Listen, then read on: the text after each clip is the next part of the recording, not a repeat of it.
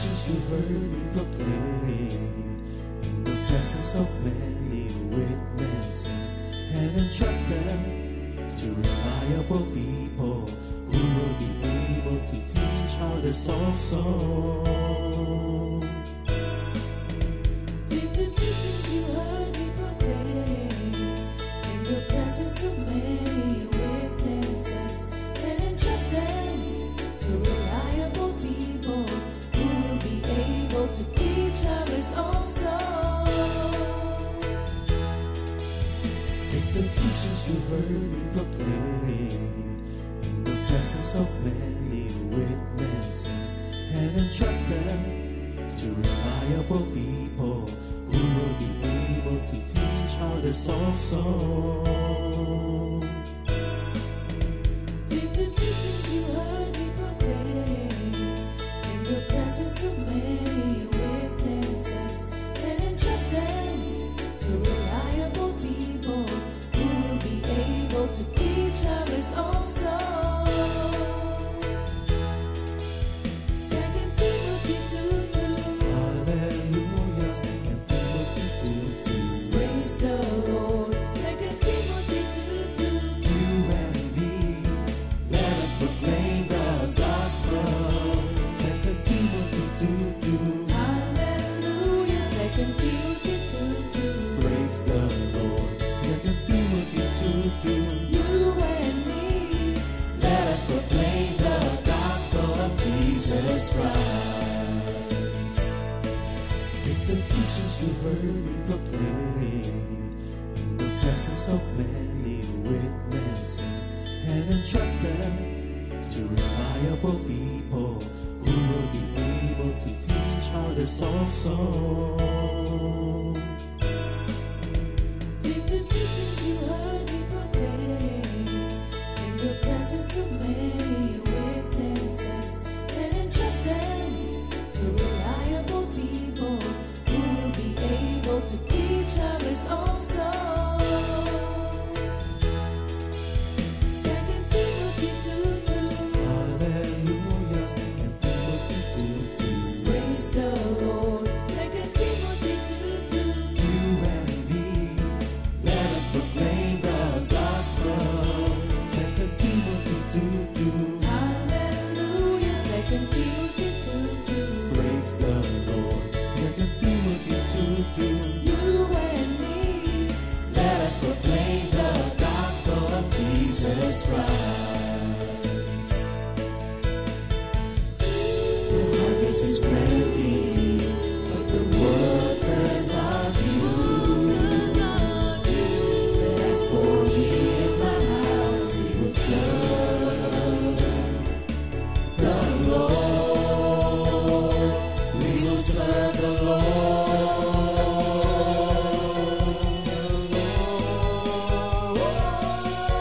2 Timothy 2:2. Hallelujah. 2 Timothy 2:2. Praise the Lord. 2 Timothy 2:2. You and me, let us proclaim the gospel. 2 Timothy 2:2. Hallelujah. 2 Timothy 2:2. Praise the Lord. 2 Timothy 2:2. You and me, Let us proclaim the gospel of Jesus Christ. 2 Timothy 2:2. Hallelujah. 2 Timothy 2:2. Praise the Lord. 2 Timothy 2:2. You and me, let us proclaim the gospel. 2 Timothy 2:2. Hallelujah. 2 Timothy 2:2. Praise the Lord. 2 Timothy 2:2. You and me, let us proclaim, live up His name, delighting the Lord for His goodness. Let us proclaim, live up His name, delighting the Lord for His goodness. Let us proclaim, live up His name, delighting the Lord for His goodness. And He's God.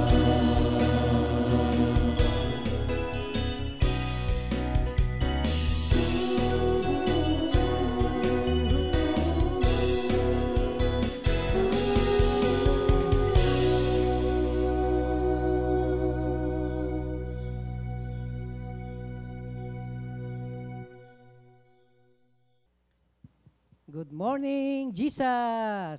Good morning, Jesus. Yan, purihin ng Panginoon.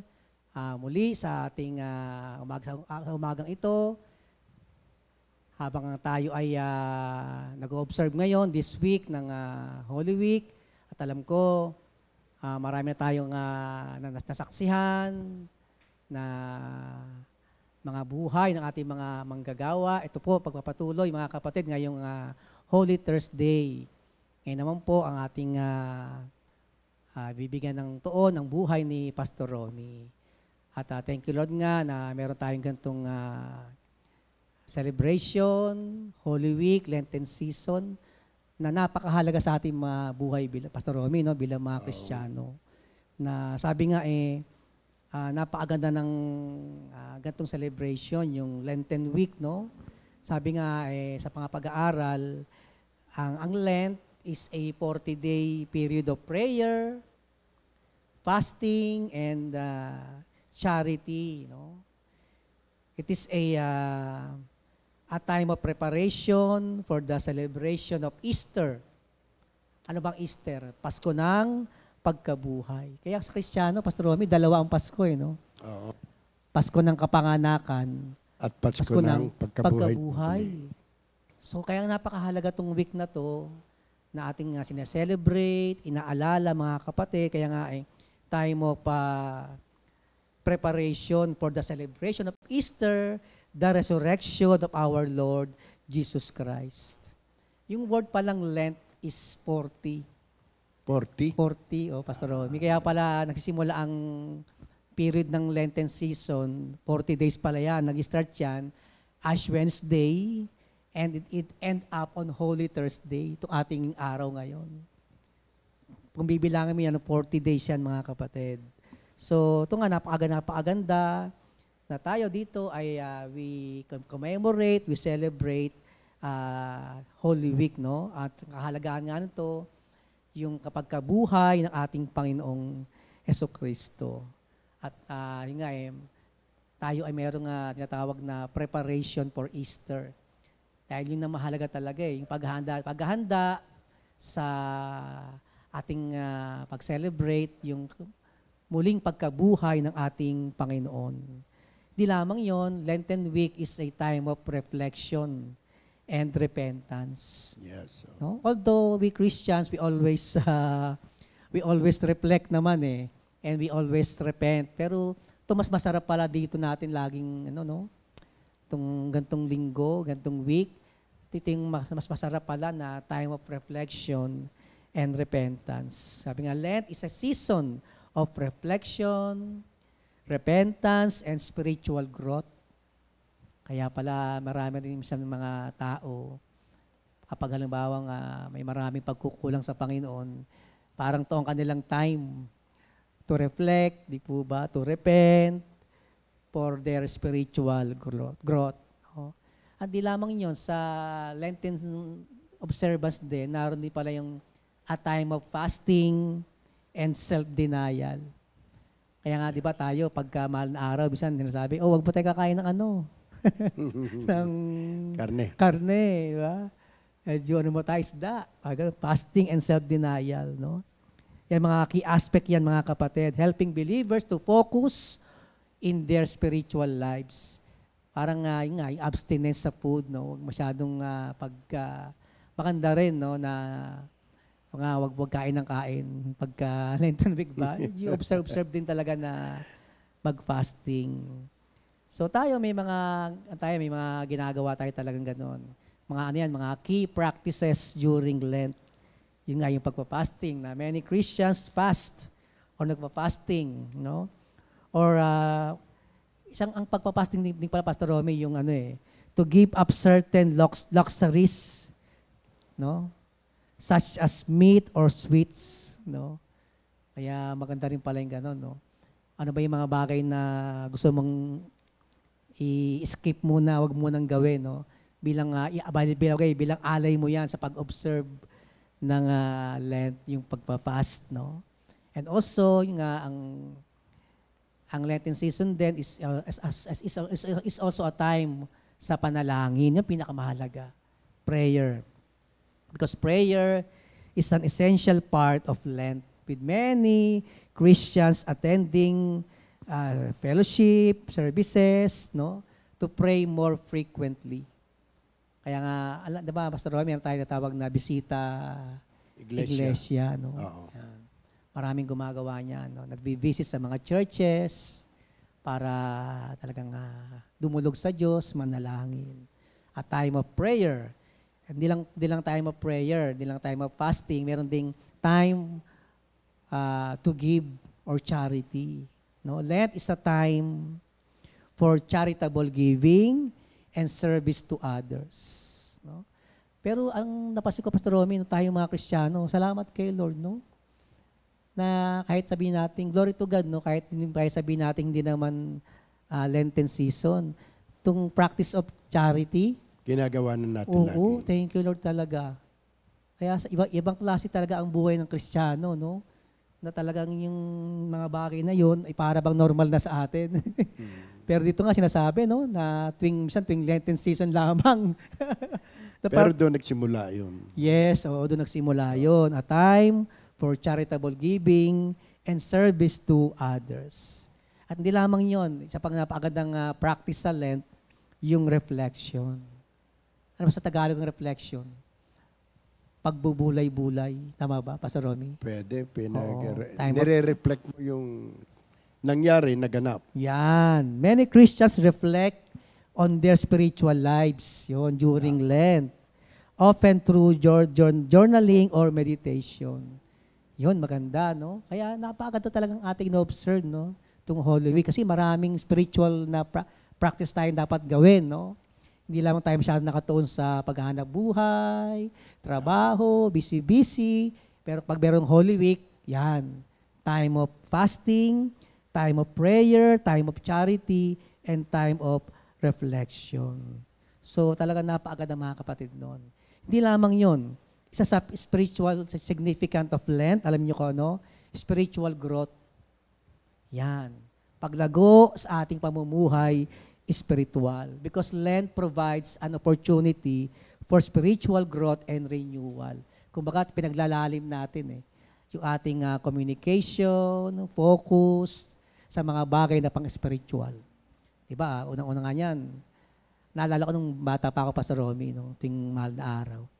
Talagang ang lugar tahimik, di ba? Nag-observe talaga sila. Sa bahay, tahimik din. Then meron pa talagang panalangin. At yung lahat ng palabas sa TV. Oo, wala yung mga... Walang entertainment. Wala.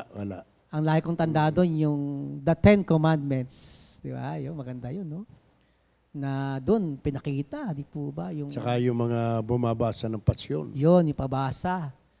Yan, nakaras ka ba ng pabasa, Pastor Rom? Hindi ko naranasan. Ako naranasan ko yun Pero nga, siyempre, nung bata-bata pa, hindi pa masyadong seryoso at hindi pa nga masyadong naunawaan yung ganong practice. Pero maganda yun na mga practices ng mga Kristiyano na may pabasa. Actually, yung pabasa, gospel ang binabasa. Laman ng gospel na binabasa nun, no? New Testament So, yun. maganda yun na tumutulong yan, ating na-observe yun bilang paglago sa ating pamumuhay pang-spiritual.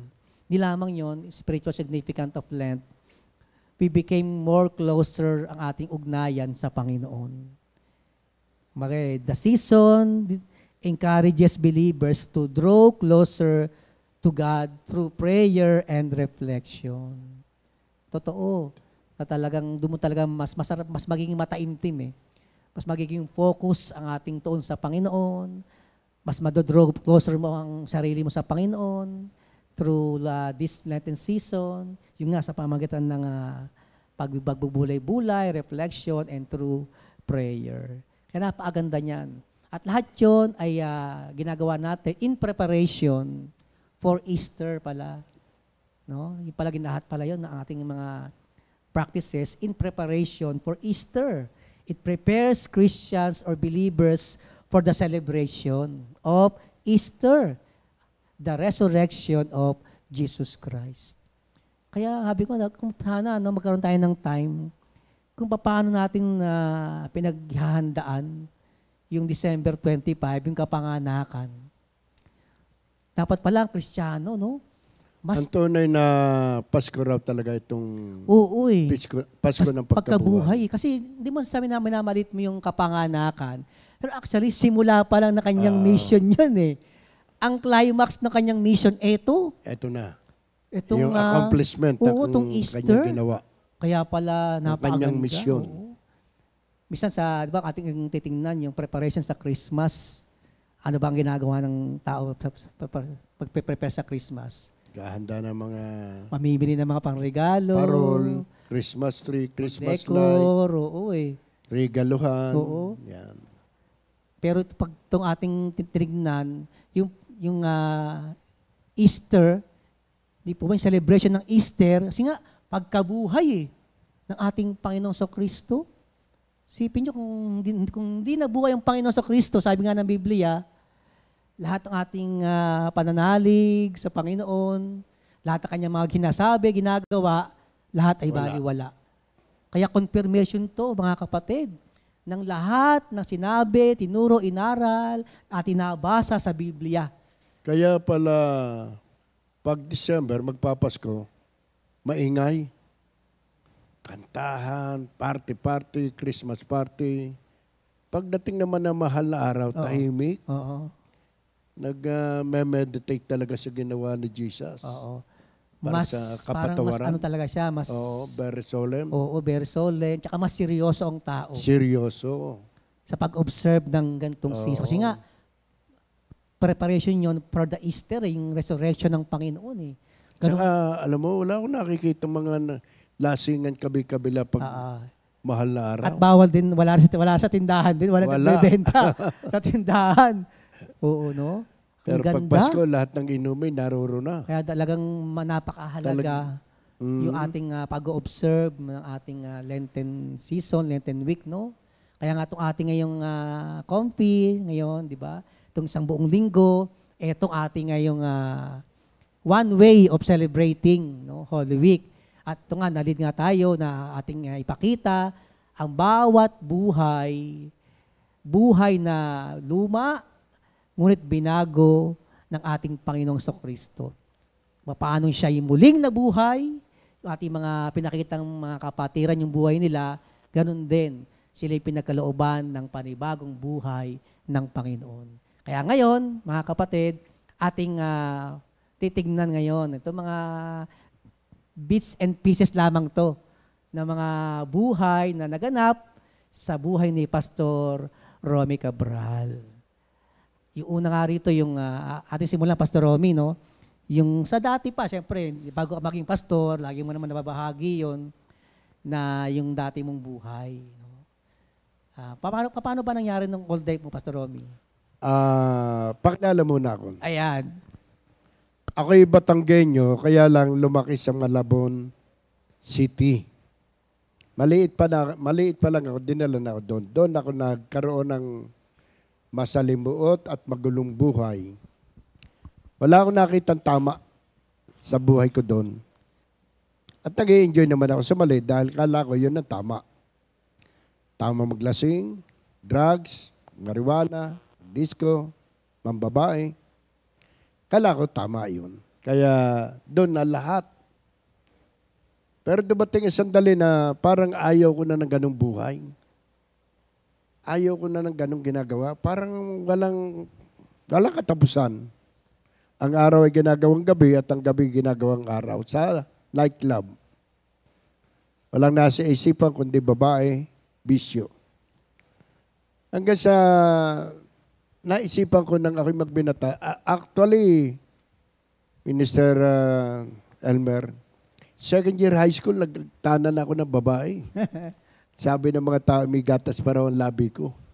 Ilang taon ka, Pastor Romy, noon? 14 anyos. Oo, 14, no? Oo. Kala ko, yun, kailangan na mag-asawa para tumahimik. Kaya lang, ay hindi matatahimik dahil ang mga girlfriend ko noon, mga party goer, nahit-hit. Actually, Pastor Romy, dati yun ang ating pagkakalang sa normal na buhay talaga, no? Oo. Nandun talaga ang buhay ng tao, no?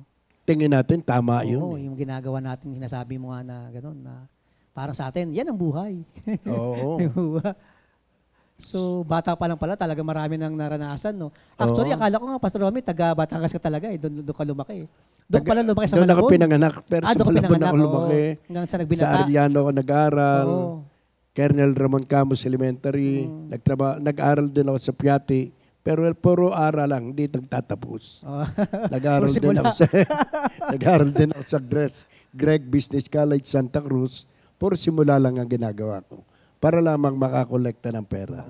Ganun talaga ang ating talagang buhay dati, no? Yun, pero nakakasawa ang ganong buhay. Yes. Hanggang sa parang ayoko na ng ganong buhay, nagtanan ako, kala ko yun, simula ng pagbabago. Kaso, mayaman ang naitanan ko, inaga uli. Dinala na sa Amerika. Oh, pala. At doon ako bumalik uli sa Malabon. Pagkatapos, gano'n naman ang buhay. Ito ang aking dating buhay. Lumaki ako nang hindi nakakakilala sa Diyos. Ako'y sa Malabon, Rizal, naninirahan noon. Ngayon ay Malabon, Metro Manila na. Nakagisnan ko ang maraming pisyo. Nag-iinom, humihitit at talagang party goer. Nakailang ulit din akong sumubok na baguhin ang aking buhay hanggang sa maisipan kong umuwi ng Batangas. At sa pagkakataong ito'y nakakilala ko ng isang teacher, akin namang niligawan, ngunit. Sabi ko din sa mga barkada ko, pwede bang bigyan niyo ako ng babaeng desente, old passion? Ayoko na ng dating mga babae. Batanggenya yan, Batanggenya. Batanggenya. Ayun. Doon nyo na-meet si Sister Doon White. ko na-meet ang teacher. Oo. Head teacher siya ng eskwelahan. Yan. The mother ni Mark tsaka ni Michael. Iyon ang mother ni Michael at Mark. So, inaikaso dahil sa ako nga kahit sa Batangas, lasing dito, inom ganyan, ganito, inayawan naman ako ng aking biyanan. Dahil sobrang sa galit. nakikitang style Sa na bisyo ko, sa pamumuhay. lahat, Oo. lahat ng siga sa amin sa Batangas, siya kong barkada. So, nang ako'y namanhikan sa kanila, pumunta. Sabi ng matanda, kamamatay ko pag hindi kita napatay. Grabe, no? Sabi ko, Sabi ko, marap ako sa salmin na ipogi naman ako eh. Bakit ba ako ayaw nito? Oo nga. Nakita mo yung mga picture ni Pastor Romy nung kabataan. Sino ba mas kamukha mo? Si Mark, si Michael? Parang sa akin si Mark. Sabi nga ng iba si Mark. Oo. Pero ay pumayag ni Michael. Tapos, nagtapat nga ganon, inayawan, pinamili ko yung teacher. Sabi ko, kung ako ang pipiliin mo, kaysa pamilya mo, lalabas ako ng karsada, bibigyan kita ng 5 minutes or 10 minutes. Pag sumunod ka, isasama kita, tatanan tayo. Pag hindi ka sumunod, ibig sabihin, alis na ako, balik na ulit ako sa Maynila. Kaya lang nahirapan ako, inayawan ako. Dahil alam niya, playboy ako, ganyan. Sabi ko, kung hindi mo rin lamang ako sasagutin, babalik na lang ulit ako sa Maynila.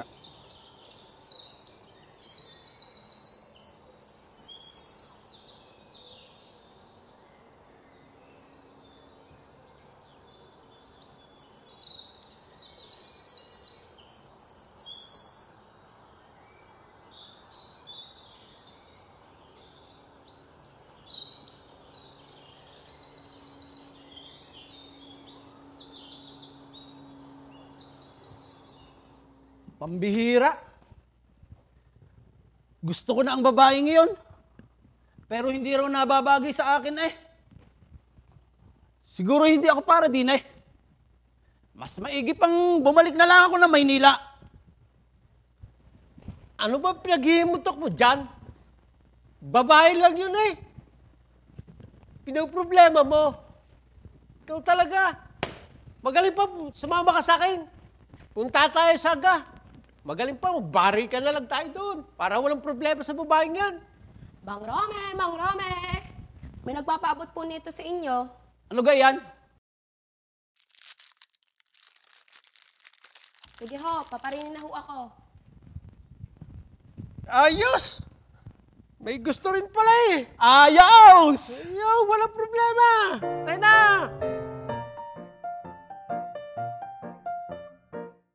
Abay, inabutan ako ng candy. At ang nakalagay doon sa candy, I love you too. Yun. Yung pala So, yun na nagsimula. Aba, wala pang 10 minutes. Dumating, sumunod, dala ng bag. Nagtana na kami. At nagpakasal kami sa Mandaluyong. Nagtago kami sa Siniluan, Laguna ng ilang buwan. Dahil baka ako'y huntingin sa Batangas. Ayun, nakala ko okay na kahit wala si Lord, wala pang Diyos, okay na dahil mabait ang asawa ko, teacher pa. teacher pa, at saka siya almost 23 years, 25 years old na, walang naging boyfriend. Sabi ko ito, ang babaeng hinahanap ko. Ikaw pala akong first boyfriend. Ayan, akong first boyfriend. First love. Na pag-asawa ko, nung nagtana na kami, bumalik, napamahal na rin ako sa Saan kayo nanirahan, Pastor Romy, nung nagtanan kayo? Doon sa Laguna muna? Sa Siniluan, Laguna. Mga lolo nyo yun. Ayun. Oo. Nagtago kami doon Mga sa... ilang years kayo doon, Pastor Rom? Mga ilang months. Mas lang. Resort may-ari na resort yung relatives niya. Oh. Doon kami nag-stay. At meron akong kaibigan sundalo sa Rento. Siya naman tagatid ko ng lahat ng mga message, ng blessing, ng padala ng tatay ko habang ako'y nagtatago. Ayun. Dahil hindi pa tanggap nung parents ni sister wife mo. Hindi matanggap talaga eh. Ayaw nilang malahian ng gwapo. Pero bandang uli, napamahal din. Ay mas mahal ako niya kaysa kanyang mga anak. Nagkapalit na. Oo, sobrang bait. At kala ko yun ang simula ng maganda. Kaya lang, karoon kami ng 2 babies. Panganay si Michael. Pangalawa si Mark. Pagkapanganak ni Mark, 13 days. Ilang araw? Normal naman, 13 days na nanganak. 2 weeks lang halos. Oh, malakas siya. Sumakit yung ulo.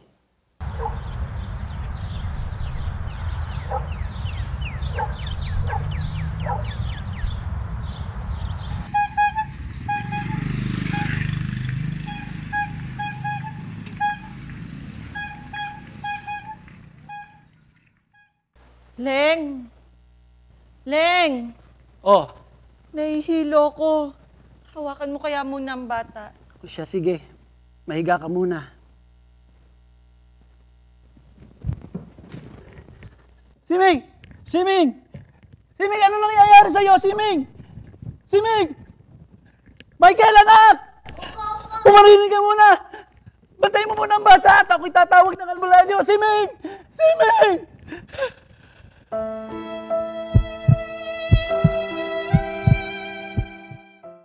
Wala pa akong knowledge about hindi kay Lord yan. Tumawag ako ng albularyo.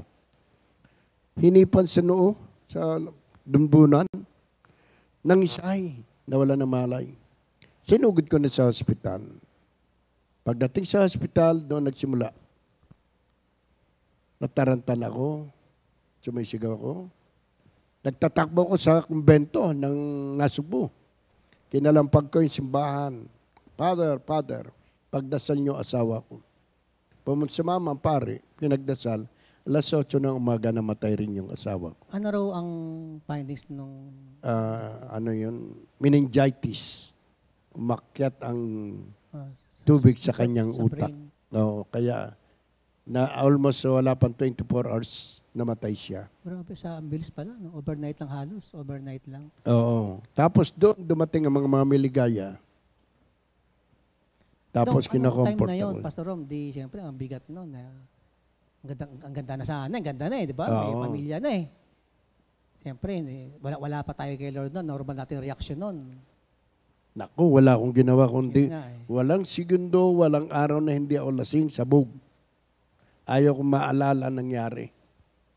Kaya araw-araw hawak ko alak, marijuana, drugs. Saan kayo nakatira nun? Sa Batangas? Sa Caluna. Sa Caluna. Nagpagawa kami ng bahay namin. Sa bagamat may bahay pa kami doon sa Aga, malaki. Ayaw ko doon. Sa Calo kami nagpagawa ng bahay. Doon sa ating center sa likod? O mismo sa ating center mismo? Yun ang unang center ng Kompi sa Calo. Doon kayo sa mismo, doon mismo nakatira Doon, kayo? oo. Wala So, pa center nun? Wala pa. Wala pa. Yung bahay ko muna ang ginawang center. Ayun, oo. Tapos, dumating na mga mami. Yun yung time na nagbala ka yata magmotor na ano? Hindi Ay, pa. Hindi pa yun. Binyagan yung kikuhan. Kay Mark. Meron akong alak na binaon sa ilalim ng pusali. Na 1 taon bago ko kain yun. Tapos yun ang ininom namin. After binyag kay Mark. May marijuana, may drugs. Nasabog na. Kinuha ko na yung motor. Dahil nga yung time na yun, ano ka pa rin sa kapangyayari kay sa Sispat. Ayaw ko talaga mabuhay. Ayaw kong tumino ang isipan ko. Ayaw ko maalala mga nangyari. So, sumakay na ako sa motor, sinakay ko na si Michael sa aking balikat. Pinalipad ko na yung motor. Kaya bata pa si Michael noon. 3 years old. Oo, bata pa, 3 years old. 3 years old siya. Tuwan-tuwa naman yung bata. Hindi niya alam na mamamatay na kami. So, tinatakpan pa nga niya yung mata ko eh. Tapos, dumaan kami sa bahay ng biyanan ko. Kinuha ng kaibigan kong sandalo si Michael ng ninong niya.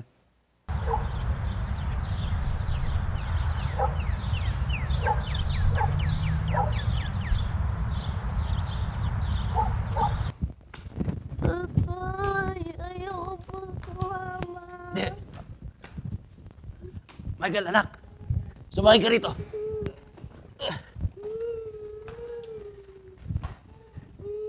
Kumapit ka. Romy! Ikay lasing ang bata! Huwag ka makialam! Tatapusin na namin ang buhay namin! Ikaw gusto mo magpakamatay! Ay, ikaw na lang! Ibalik mo yan! Anak ko yan! Ibalik mo yan!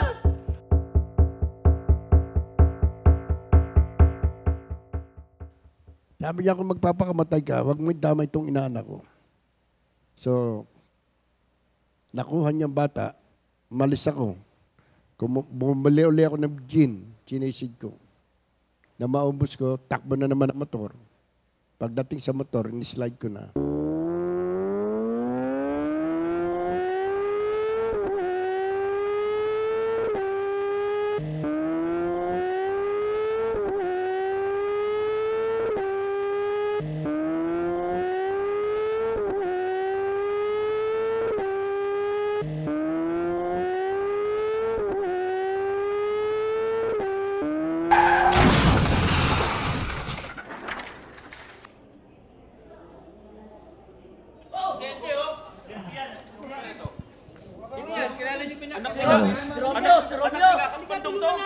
Nasa motor ko!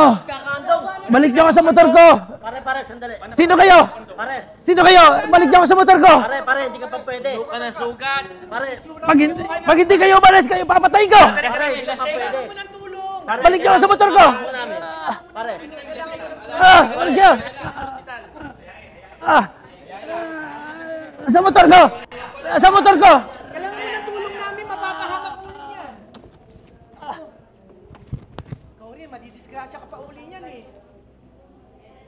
Doon na, sinugod na ako sa hospital. Hindi naman ako naituloy dahil yung nagdala sa akin sa hospital ay pinagugulpi ko. Kung hindi nyo ako babalik sa aking motor, papatay ako. O ako yung inyong papatayin. So binalik nila ako. Pagdating ko sa motor, sumakay na naman, lipad na naman, taob na naman, tumama na yung ulo ko. Nagkaroon na ng dugo ang loob ng aking utak. Yun yung tanong talaga na hospital na kayo noon. Doon na ako sinugod. Kasi lahat ng ospital, sabi niya, hindi raw ako umagahin at mamamatay. Tinanggihan na kayo ng mga hospital. Lahat, ilang medical center yung kahuli ang Capitol Medical Center. Iisa sinabi ng mga doktor at ng mga technician.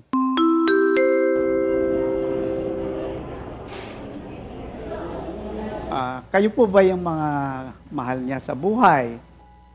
Ikinalulungkot ko pong balita na critical na po yung kanyang internal hemorrhage sa kanyang ulo. Ang dugo po ay kumalat na at dahil po dyan ay malungkot kong ibinabalita na wala na po kaming magagawa.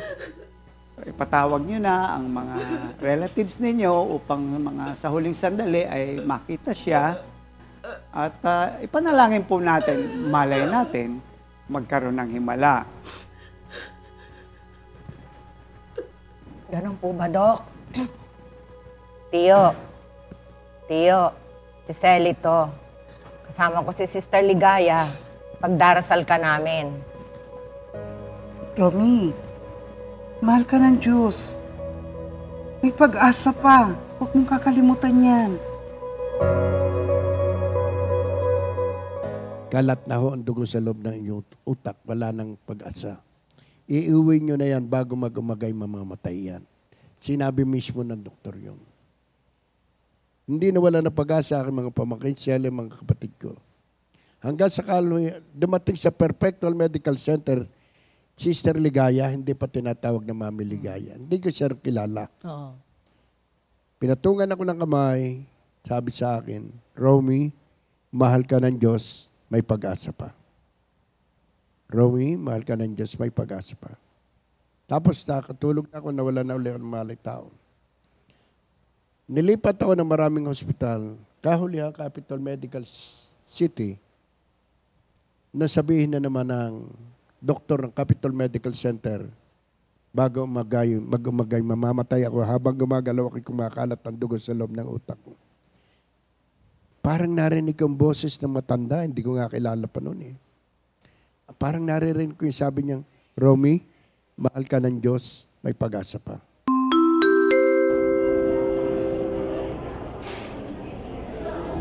Romy, mahal ka ng Diyos. May pag-asa pa. Romy, mahal ka ng Diyos. May pag-asa pa. Romy, mahal ka ng Diyos. May pag-asa pa. Diyos ko, kung totoo ka, patawarin mo ako. Pagalingin mo ako. At maglilingkod ako sa iyo.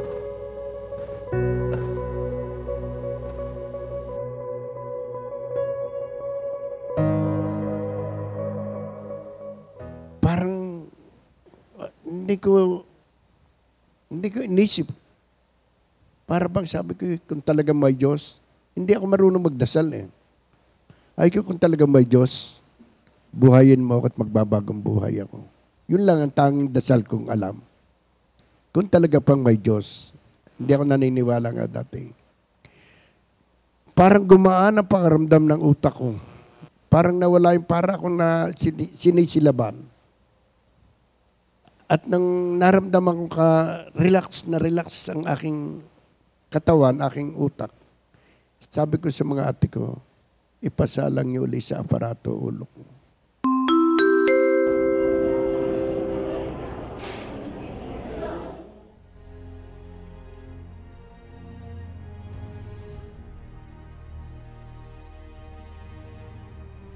Tutoy, na daw pag-asa. Sabi ng doktor, uwi na tayo. Nagdasal ako. Nagdasal na daw siya.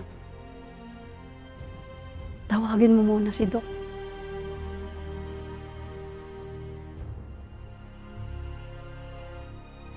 Sabi ng mga kapatid ko, wala ng pag-asa. Uuwi na tayo. Sabi ko, nagdasal ako sa Diyos at nag-iyakan silang lahat dahil hindi sila naniniwalang ako'y nagdasal.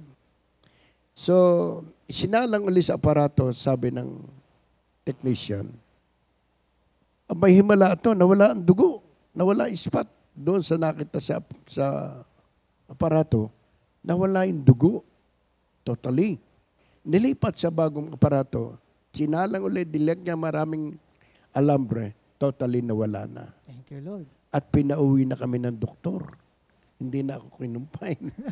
Umuwi ako ng Batangas, magaling na, kaya lang may mga sugat pa ako dito. Ang dami kong sugat eh. Sa tiyan, sa balikat, sa nuot, sa ulo.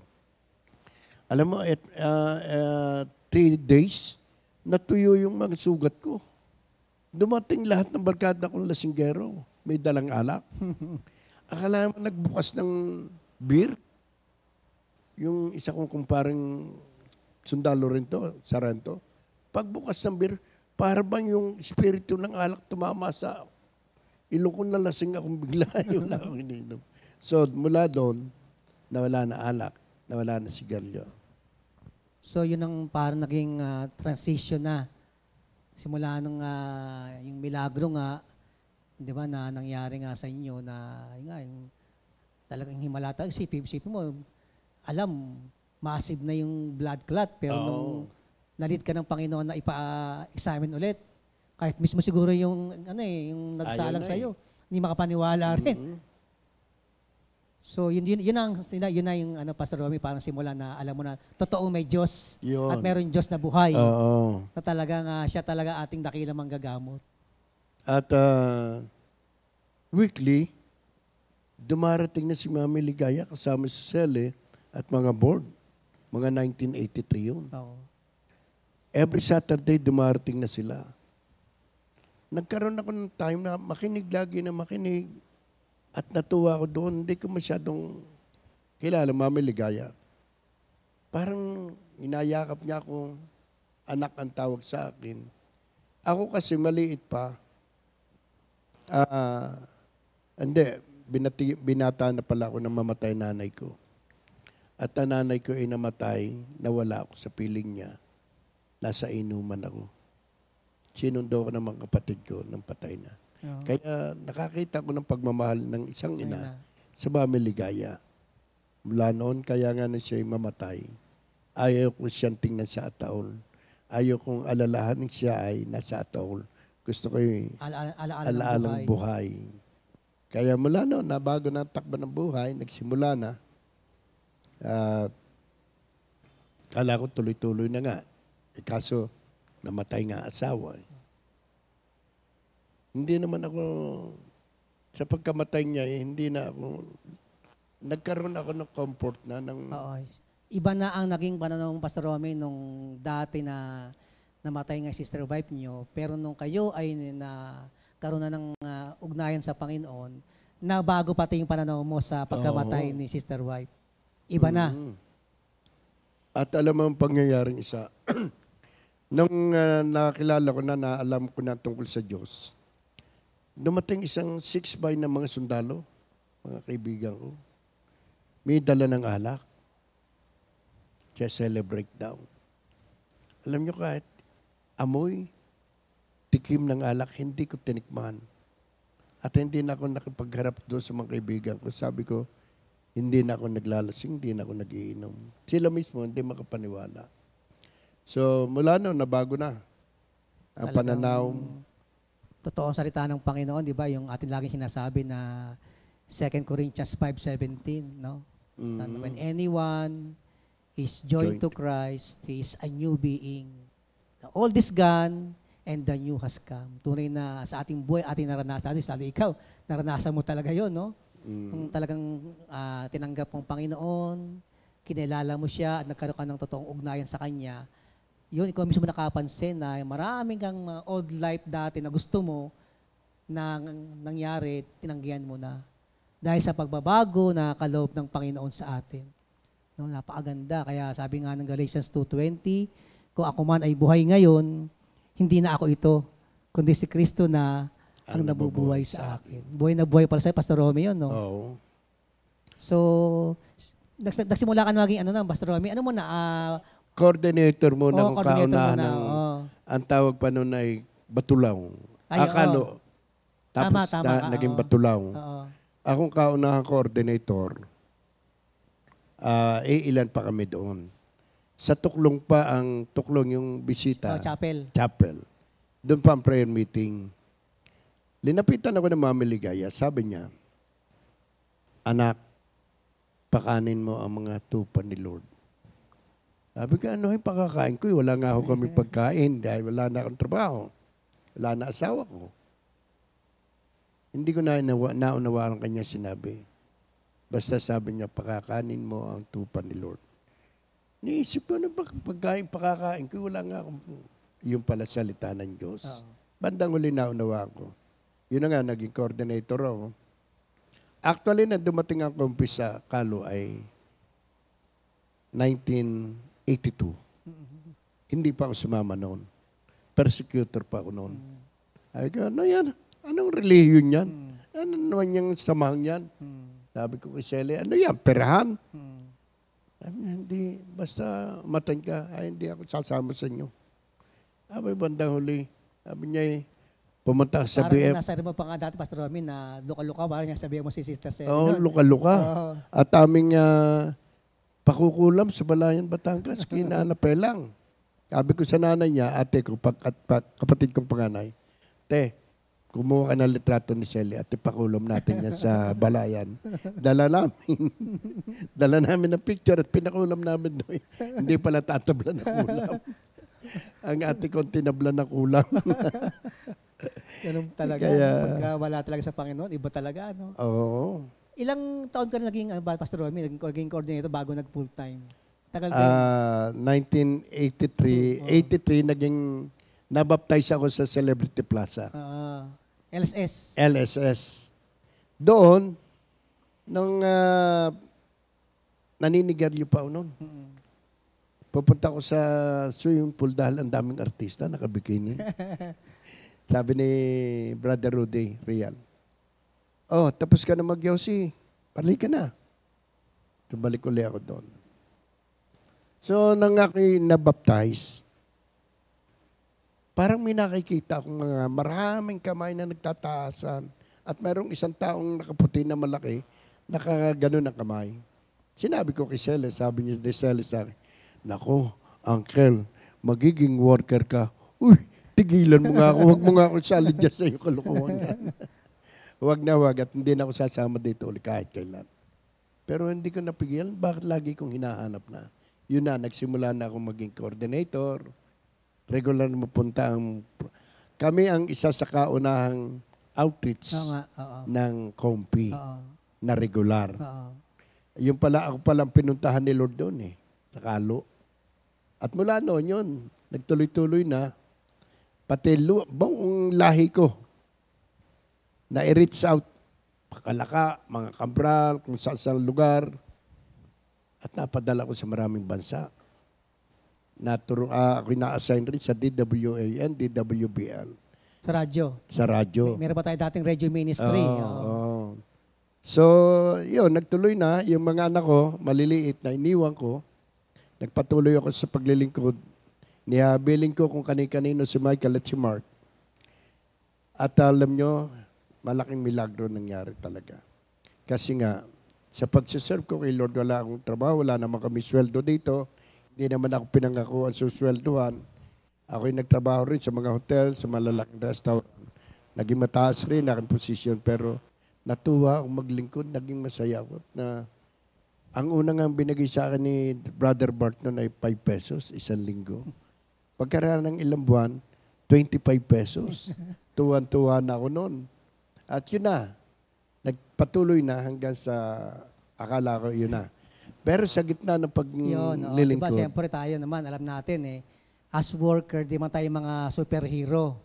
Di man tayo mga superman. Tayo ay mga tao pa rin, di ba? Kaya dumating din sa buhay mo, Pastor Romy, yung time na, siyempre, katawan tayo, wear and tear tayo Nagkaroon ka rin ng mabigat na karamdaman noon. Oo. Nung naoperahan ka yata sa kidney stone. Sa kidney stone. Paano ba nangyari, Pastor Romy, noon? Asan ka noon, nung time na yon? Andito ako sa COMPI. Sumakit yung aking, ito yung likod. So, nang i-check up, may bato raw ang aking kidney. Kailangan tanggalin. Nagdadrive ako ng kotse ko, punta ako sa kidney center, punta ako ng PGH. Ang findings ay tatanggalin na aking kidney isa. Pagdating naman sa PGH, idadialysis na ako. Pumunta ko doon sa ospital na kaibigan ko, si Dr. Romeo Puntila, yung tatay ni na Romeo Puntila. Naging kaibigan ko matalik yun. Nagpupunta yun sa Kalo sa bahay ko doon. At sabi niya, doon ka na lang sa hospital ko. So sa Las Piñas Medical Doctors, sabi ni Dr. Romy, sabi niya, naku, malaki magagastos kung sa Asian Hospital ka. Tatawagan ko kaibigan kong doktor sa Asian Hospital, specialista dyan sa kidney para hindi ka magbayad na mahal. So doon sa Las Piñas, siyam na malalaking bato na nakuha. Kaya pala ang findings, putulin na o dialysis at malaking babayaran. Awa ng Diyos, yung malaking babayaran yun ay pre-provide ni Lord lahat. Wala akong utang kahit 5. Thank you, Lord. Na ako'y lalabas na nga, kulang pa ko ng 126,000 sa Las Piñas. May dumating na 2 na uniforme, isang piskal, isang lawyer. Abing, ang lakas mo naman, Uncle, kay Lord. Pinaparito kami, magkahiwalay kaming office para bayaran lang ang balance mo sa hospital. Ikakoy, wala pa ang babayad, hindi yan pautang. Bigay namin sa iyo yan. Kaya hanggang ngayon, binigay na niya. At alam, yumaman yung pamangkin kong yun, apo kong yun, anak ng pamangkin ko. At doon, nagsimula lalo ang kakaibang laban na naman sa buhay, na maging maayos ang lahat, tuloy ang buhay, paglilingkod. Parang si, Pastor Roy, parang si Haring David, no? Diba, ating babasahin yung Book of Psalms. Ang dami niya na-compose na kanta, no? Pero na-compose na yun, bago niya na-compose yun, marami mo nang nangyari. Pinagdaan.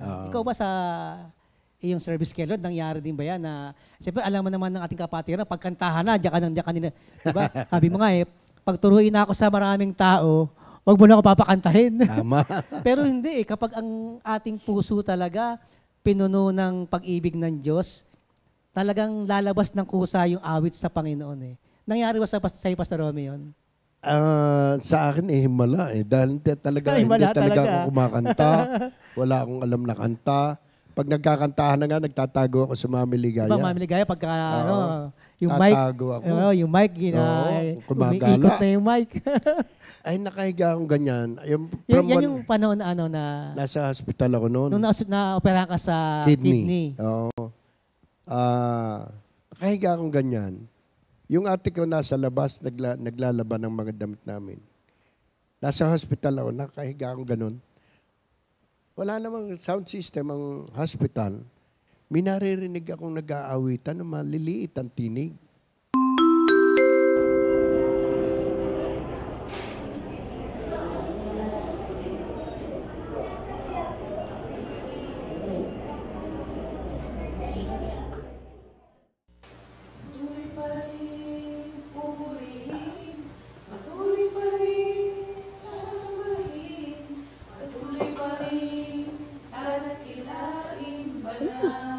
Ano gayong maingay na yun? Parang may nagkakantahan. Posible namang mayroong nagpe-prayer meeting dito. Ospital to. Ay, nagkakantahan yun. Tuloy pa rin, pupurihin. Patuloy pa rin, sasambahin. Patuloy pa rin, dadakilain. Banal na ngalan mo.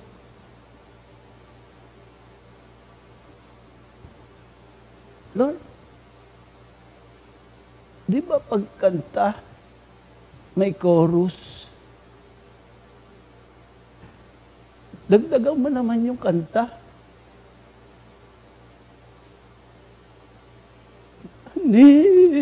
Niwala, pagtitiwala, at aasa sa bawat salita mo, magtitiwala, maniniwala, at aasa sa pangako mo.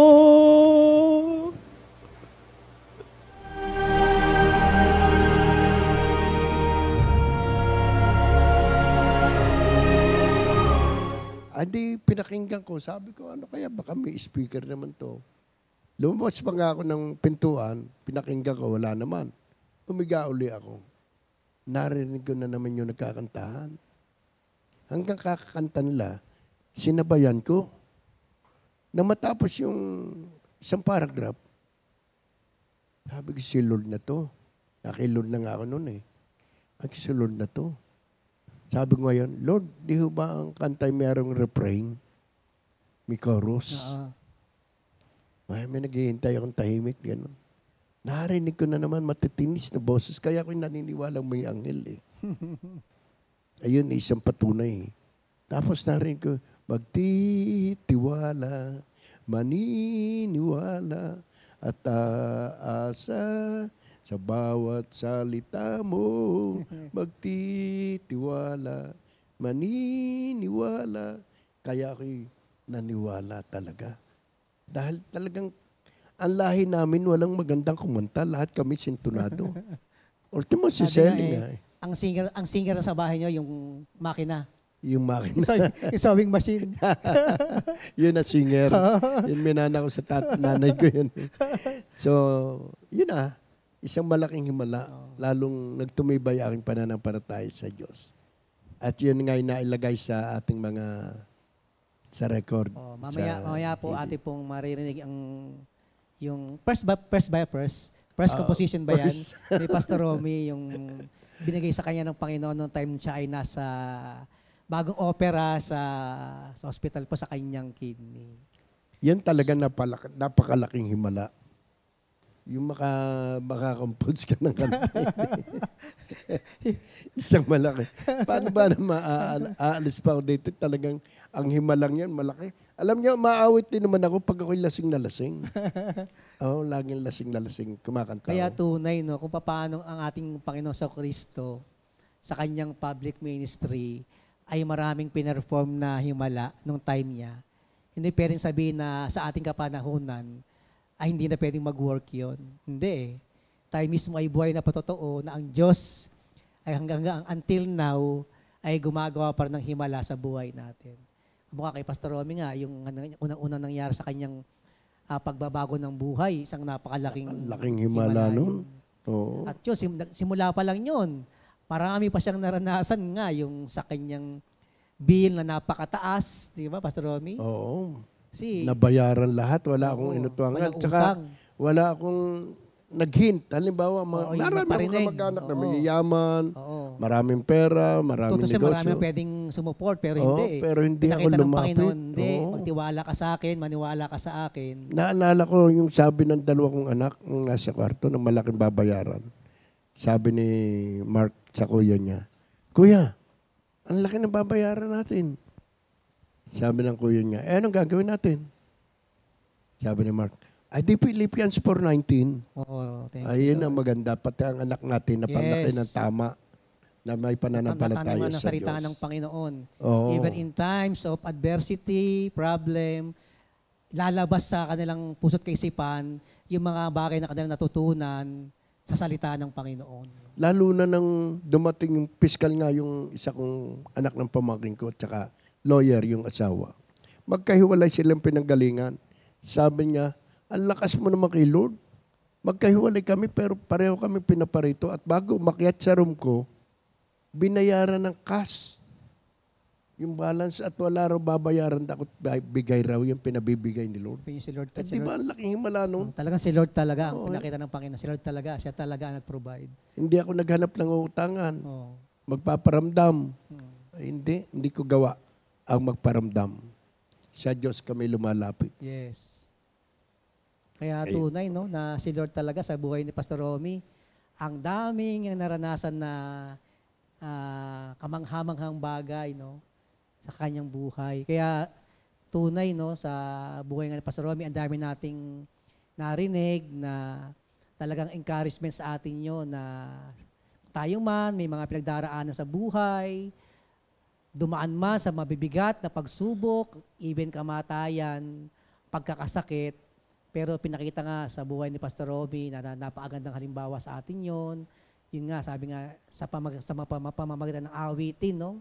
Na maniwala, magtiwala sa Panginoon. At talagang tunay na mayroong himala na mangyayari sa buhay natin. Siyempre, Pastor Romy, siyempre tayo ay hindi mo mga bata. Diba? Tayo nagkakaedad. Sabi nga yung mga sa matagal na panahon, ating maraming naikain. Pagdating ng ating pagkaedad, naku, lalabas ngayon yan. Ayan, oo. Yung ngayong at present, Pastor Rom, alam ko may panibago na naman, di ba? Alam mo, meron akong naging aral at lagi kong sinasabi lalo sa mga kaibigan ko, kamanggagawa. Alam mo bakit nagkakasakit ng tao? Katulad ko, nagkasakit ako ng diabetes. Ang cause niyan, pagkain ng mali. Pag dami ng kanin mo, nagde-deposit ka for diabetes. Kain ka ng matamis, kain ka ng mga sala, dinadamihan mo, nagde-deposit ka ng sakit sa iyong katawan. At bandang huli, kahit ipag-pray mo yan, pag mali ang kinain mo, walang talabang prayer mo dyan. Kasi dahil hindi si Lord nasama sa mali. Sabi nga ng salita ng Panginoon, di ba? 1 Corinthians 14:40, everything must be done in proper and orderly way. Yan. Kasi tayo mga Kristiyano, ating katwiran nung sa 2 Timothy 4, sabi, kapag pinag-pray na yan, dinadalisay ng Panginoon. Kaya kahit bawal sa'yo, pinag-pray mo na, dalisay na yan, okay na sa'yo. Hindi. Ay, hindi nasama si Lord sa mali. Yes, kaya nga everything must be done in proper and orderly way. Para ba yung magnanakaw? Lord, wag na sana ako mahuling magnakaw. Mali na yun eh. Sasama ka ba ng Diyos sa mali? Actually, may mga bagay sa ating buhay nga, Pastor Romy, no? Hindi mo na kinakailangan gamitin pa ng spiritual na kaisipan eh. Common sense na lang minsan eh. Tama. Diba, alam mo mga bagay na, high blood ka na. Medyo, pwedeng tumikim, kumurot. Pero wag kang, alam mong pagbawal, wag. Yun ang isang misconception sa ating mga Kristiyano rin pagdating sa pagkain. Na minsan ating kinakatwiran yun, na pinag-pray na, nadalisay na, hindi. Ang Diyos gusto niya maayos na pamamaraan. Order and properly way. At ganun nga nangyari din kay Pastor Romy noon. Oo, kasi... Tama ba yung aking nabalita, Pastor Romy, noon, na nasa Laiya ka yata noon, nahilig ka sa ano? Sa bagoong. Tsaka sa pakaskas ba yun? Patis. Pakaskas ba? Pakaskas pa tawag ba doon? May gano'n parang bao? Hindi, yung panutsa. Panutsa, yun, panutsa. Pag uwi ko dito, isang tambak panutsa Nagbabaon ka pa ng panutsa pala noon? Oo, sa rep. Ano ba yung panutsa? Mani na linuto sa asukan. Ayun. Kaya pala tumaas yung... Hindi lang yun.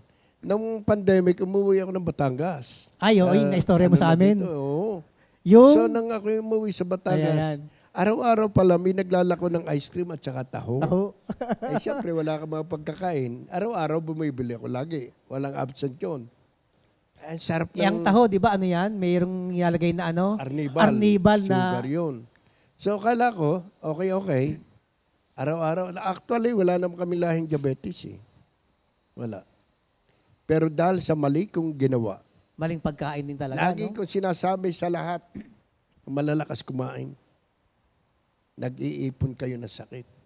Kasi sa Psalm 103, verse 3, ang lahat ng kasalanan mo ay pinatawad ng lahat at lahat mong karamdam ay pinagaling ng lahat. Ano yung kasalanan? Kasi ang resulta, ang solusyon ni Lord pinagaling niya lahat eh. Nagkasala ka muna bago ka pinagaling. Ano yung kasalanan mo? Aminin mo yung katakawan. Yan. Gluttony. Pag kainan na. Naku, naranasan ko rin. Nagtrabaho kasi ako sa hotel, lahat ng pagkain. Bandang huli, hindi na masarap eh. Dinataya tayo lust of the flesh. Yan. No? Appetite. Ikaw pagkain na. Lust of the flesh, lust of the eye. Lust of the eye. Pag nakita ng sarap. mata. Ayan, nako, Diyos ko. Totoo yun. 100%, kahit Kristiyano ka, patutunguhan mo karamdaman. Pag walang... Hindi mo inilagay sa order ang iyong life, pati sa pagkain. food intake. Kaya nga, sabi ko kanina, yung sa Lenten season natin, no? Kasama sa significant practices of Lent is fasting. Yan. Kaya tinuturuan mag-fasting. Abstinence sa food. So, maganda Yun. pala, hindi lang pala dapat Lent to maging practice, yung fasting. No? Actually, ang fasting hindi naman ibig sabihin hindi ka nakakain. Oo. Merong fasting na, halimbawa, matakaw ko sa karne. Ngayong fasting season, hindi ka na makakakain ng karne. Medyo, skip muna dyan. Skip ka muna. At gawin mo na regular. Pinapractice mo, sinasanay parang mo. Pastor Romy, anything na pleasurable sa'yo, ipag-fast mo. Yun. Diba? Ano yung masarap Kasi hindi, sa'yo? hindi lang sa pagkain eh. Kaya sa anumang bagay, anything pleasurable sa'yo, ang sagot pala dyan, pag-fast. Yes. Diba? So, May kang lagi nakapokus sa Netflix. cellphone. Oh. Sa cellphone. O, ipag-fast mo yan. Bats mo. Konting Diba? oras na lang. Oo. Aba, sa pleasure, sa recreation, medyo bawas-bawasan muna yan. Yun. Anything pleasurable sa laman, ang sagot talaga is fasting. I-pass mo na muna yung masarap sa yung pakiramdam. Oo. Kasi nga, ginagawa ng iba, imbis na mag-fasting, nagpa-fast eating. Oo. Fast eating, paspas ang kain. Sarap. Fast Sarap. eating. Pero yun Ayan. nga, kamukha nung naranasan mo, Pastor Romy nga, no? Kaya kayo naging diabetic, bunga ng sinasabi mo nga na Yun. walang discipline lalo nga yung Sa taho. pagkain. Tsaka yung Tsaka actually, nung pating nung nasa hotel ako, ay lahat ng masarap na pagkain nakakain ko sa hotel lahat eh. Oo. Mataas ang posisyon ko doon. Parang walang pakialam kung dukot lang ko, kain ako ng kain. Wala naman akong babayaran. So yun na, dahil sa maling pagkain, humingi ng tawad, kaya lang, may consequence. ang consequence niya, karamdaman, sakit. Every sin has its own consequences. Pero alam mo, doon sa mga nakakasama ko, lalo yung mga worker sa Kalo, si Ariel, nasasabihan ko, ngayon nagugulat ako, hindi na maraming kumain. Thank you, Lord. Oo. Marunong na mag-diet kasi sabi ko 100% patutunguhan niyo sa bagay. Kung marami kayong pera, okay lang. Baka naman wala kang perang pang pa-ospital. Ano ba naging consequence, Pastor Rom, nung gano'n na naging practice mo dati sa walang discipline sa pagkain? Ayun. Eto na. Ang bunga ng kasalanan na ginawa. Sumakit yung natisod ang tuhod ko, nagkasugat, nangitim ang daliri. Natakot ako.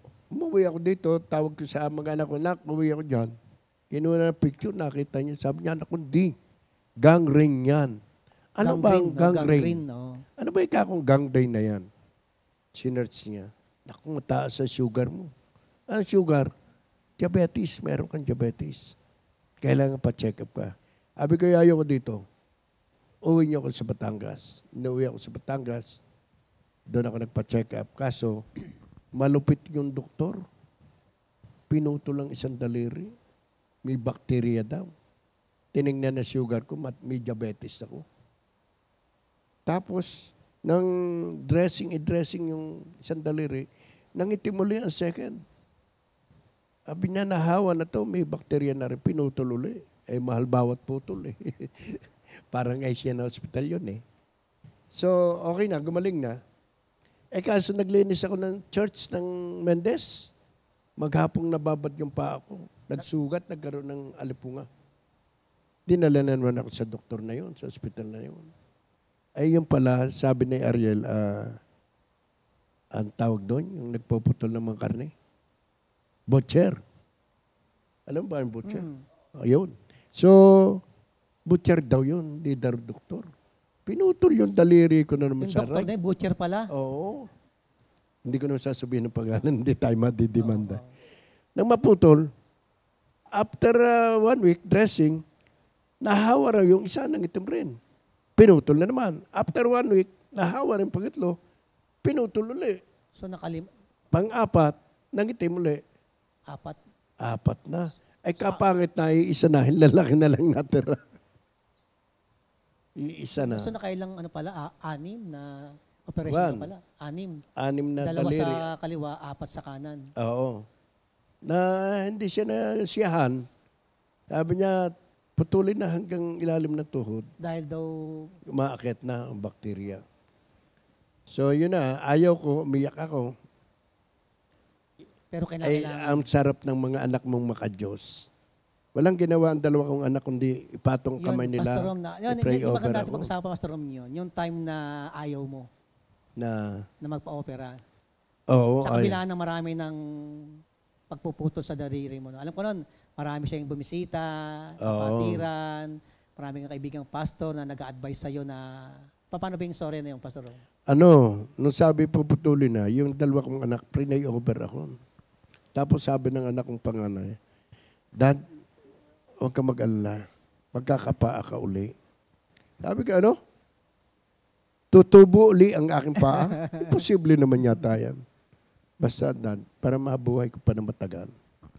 So, hindi ko na namalayan, pinatulog na ako. Naalala ko, Pastor Romy, noon, bago maoperahan noon, di ba? Parang ayaw mo sana noon, ayaw mo sana. Ayaw ko diba? talaga. Pero yung condition mo nagwo-worsen eh.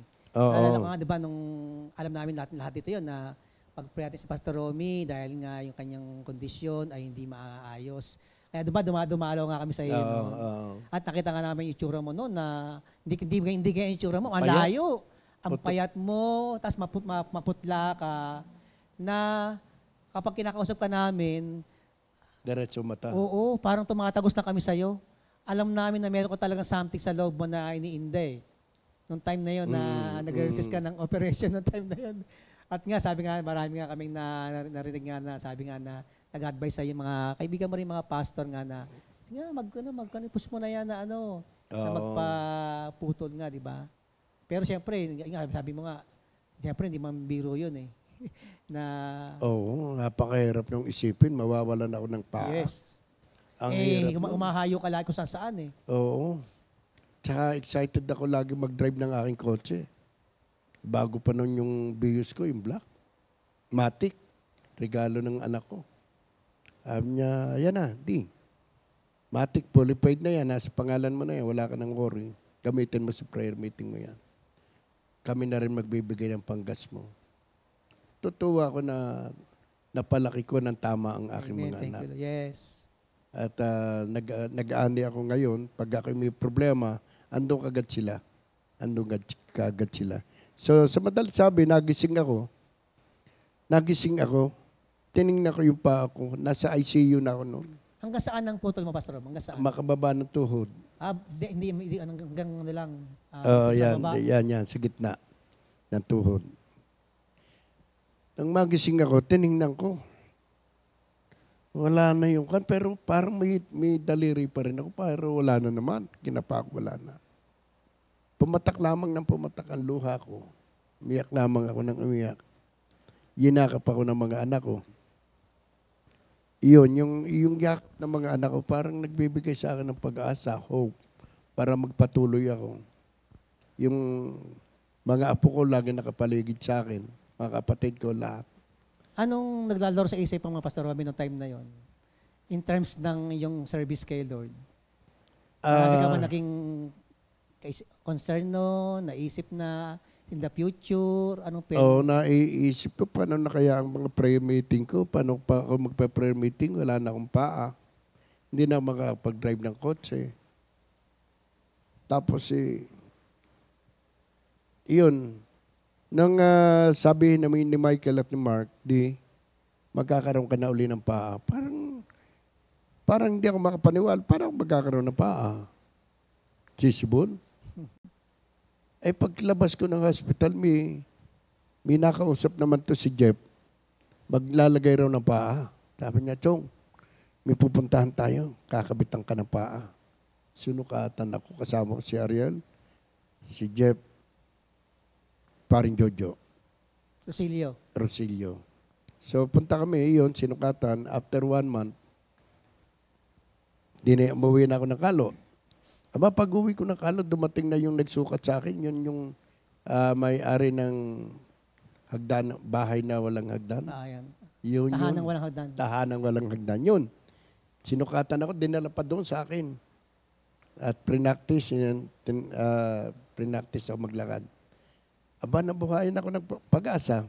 Alam niyo, pagkatapos noon, nagpatuloy na ako sa pagsiserve Bagabataro. Dumating ang napakaraming tao.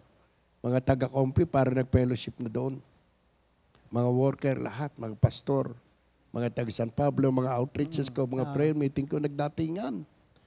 Alam niyo, yung dapat na ang laki-laki ng gastos ko, almost 2 million. Wala akong utang kahit 5. Another na naman na miracle ni Lord yun. Oo, tapos, hindi lang siya walang utang. dumami pa ang pera ko. Ang dami nagbigay. Lahat ng dumatay, may nagbibigay 5,000, may 10,000, ang church, ang kompi, andun ang support na lahat. So, nagbalik yung dati ko siya.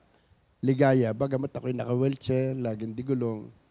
Maatan ka ako dito na morning devotion na, naka-wheelchair eh. Dati, oo. Oo, sabi ko, hindi ko ikahiya to. Patotoo ito. So, naka-wheelchair ako dito, naka-camera pa, pinakikita. So, nakita ngayon, lumalakad na uli. At yun, salamat sa Diyos doon, nagsimula ang... At alam mo yung may maganda nangyari. After ng aking operation ng paglabas at nag-prayer meeting na uli ako. Yung dalawa kong anak, may 2 bagong kotse. Mga 1.5 years na yung kotse nila. Alam mo, ginawa ni Lord? Binigyan uli sila ng tigisang brand yung car. Binigyan tigisa. Ngayon, Montero, Honda, si Mark. Ang asawa niya, yung Honda, nakasinlak rin ng Montero. Si Michael naman, MG. At na-promote sila. Asawa ni Mark, naging manager ng Soler. Thank you, Lord. Asawa ni Michael, naging director ng PCU. So, nakita ko na after trials, na-injure mo, blessing na. Yes. Hindi naman ibig sabihin pag ikay naging Christian, wala nang pagsubok. Oo. Lalong nadarama mo, nakasama mo ang Diyos sa time na yon. Isa sa pinakamaganda pa nga, Pastor Romy, na naisishare mo, no? Yung support ng kapatiran. Yes, oo. Yun na nagpalakas ng loob sa akin. Kasi nakita namin ng time na yun, na ano ba, napupunta nga kami sa bahay mo noon sa Kalo, na naka-wheelchair ka pa, no? Wala ka pang paa noon eh. Wala pa. Pero nakita nga namin yung ngiti mo noon pagka may dumarating na kapatiran, malaking bagay talaga eh. Actually, ano rin yun eh. Sabi ka ng Word of God, di ba, na nothing we do in the Lord's service is ever useless. Yung mga tao na dumalaw sa'yo, yun yung mga tao din na dati, nung kalakasan mo, na ikaw ang napupunta para sila ipalakasin sa pamagitan ng salita ng Panginoon. Oo. Kaya nung time na ikaw naman nangangailangan ng encouragement nung time na yon, nandun sila. So napakaganda talaga no, na tayo ay talaga maging ano lang talaga eh. Yun nga, yung sa significant ng Lent din, yung be observed to others, no? Yes. Be of service to others na ang ating buhay talaga laging handa, no? Na ano man yung ating may paglilingkod sa ating kapwa. Kasi darating ang time, ikaw rin naman ang nangangailangan ng encouragement. At nakita ko nga, Pastor Romy, sa iyo yun, nung time na ikaw yung medyo talagang bagong opera, mahina katawan.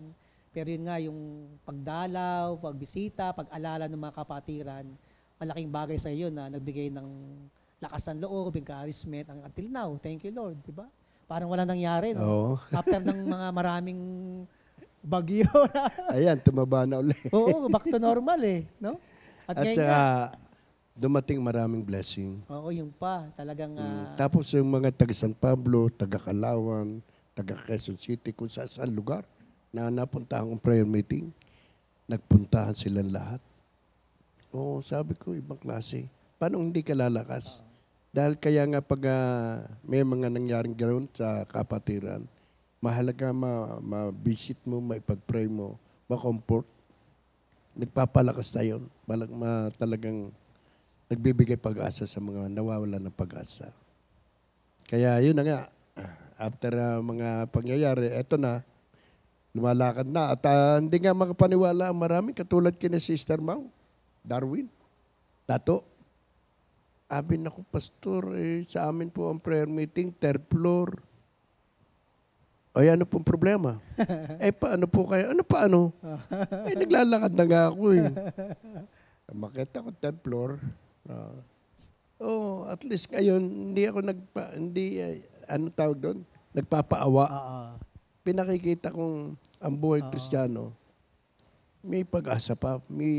Habang nabubuhay, huwag ka mawawalan ng pag-asa. Nandiyan ang Diyos. Oo, lalo kung gagawin natin ang tama. Yes, amen. Yun. Kaya yun po mga kapatid, no? Purihin ng Panginoon sa napakaganda na pagbabahagi sa atin ng buhay ni Pastor Romy. Nakita niyo naman from old life to new life to blessed life. No?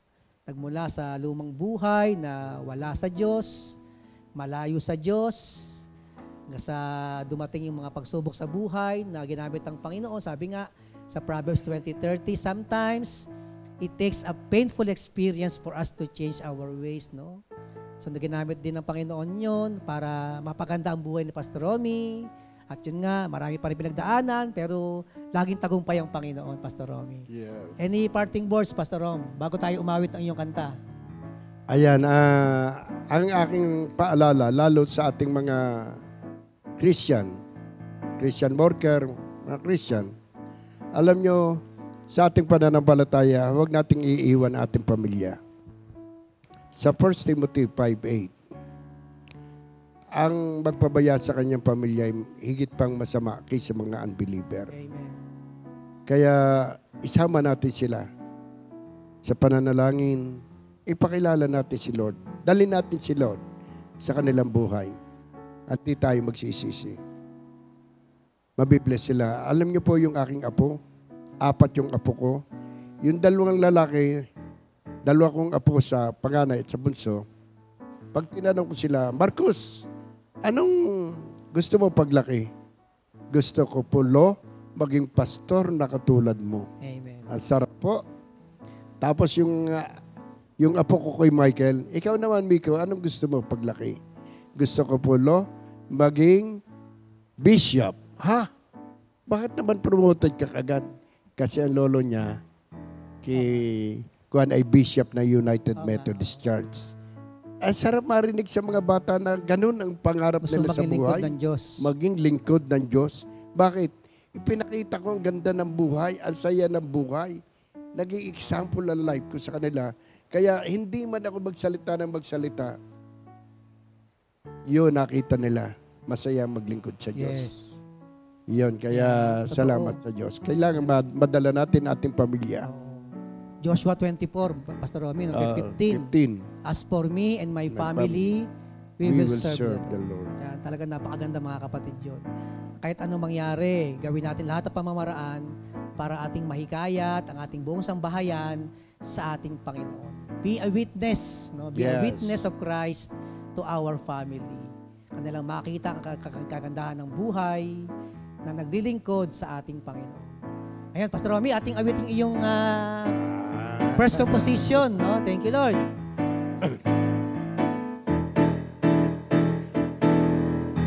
Patuloy pa rin pupurihin, patuloy pa rin sasambahin, patuloy pa rin dadakilain, banal ng ngalan mo, patuloy pa rin pupurihin, patuloy pa rin sasambahin, patuloy pa rin dadakilain, Panginoong Jesucristo. Titiwala, magtitiwala, maniniwala, at aasa sa bawat salita mo, magtitiwala, maniniwala, at aasa sa pangako mo. Pastor Romy, magtitiwala. Magtitiwala, maniniwala, at aasa sa bawat salita mo, magtitiwala, maniniwala, at aasa sa pangako mo. At aasa sa pangako mo. At aasa sa pangako mo.